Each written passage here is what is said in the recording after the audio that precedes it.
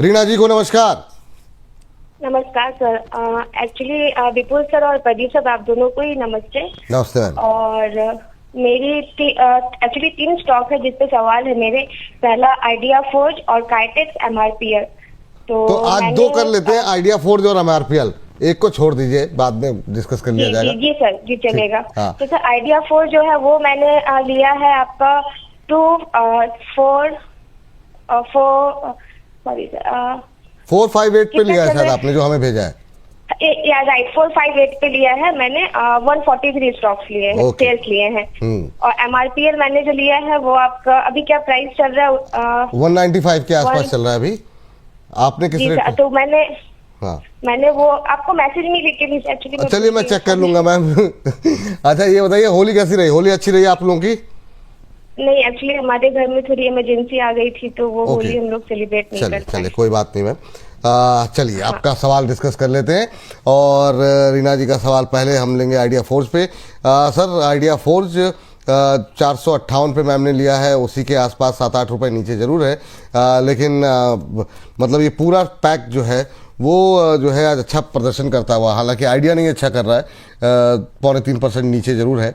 आपकी टिप्पणी क्या रहेगी इस सेक्टर को लेकर के जो दुनिया भर में स्थिति बन रही है?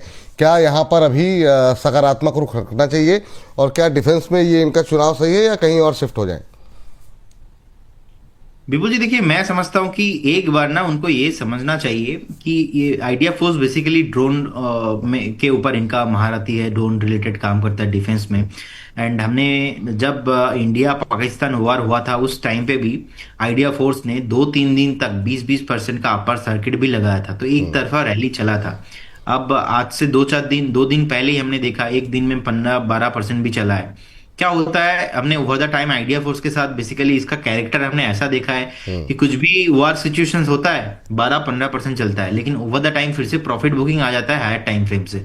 तो इसीलिए I am not comfortable to hold long time के लिए, ज्यादा मैं कंफर्टेबल नहीं हूँ। बीच बीच में 2-4 दिन मूव आ जाता है इसमें।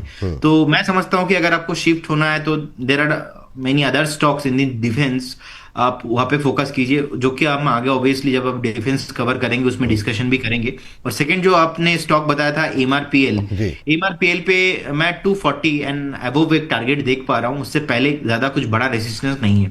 मैं समझ पा रहा हूं कि एक बार जिस तरीके से स्टॉक ने 165-170 का जो रेजिस्टेंस था, इसके ऊपर में लगातार एक सक्सेसफुली वीकली क्लोजिंग बनाया है, बहुत ही प्रोमिनेंट है। तो मैं समझता हूं कि आप बिल्कुल बने रहिए।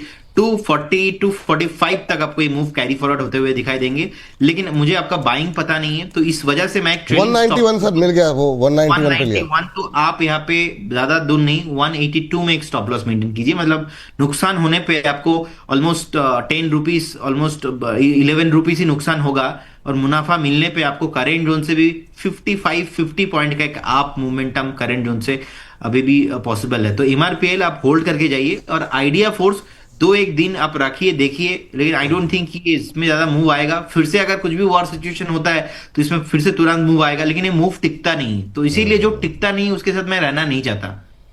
चलिए ठीक है। ये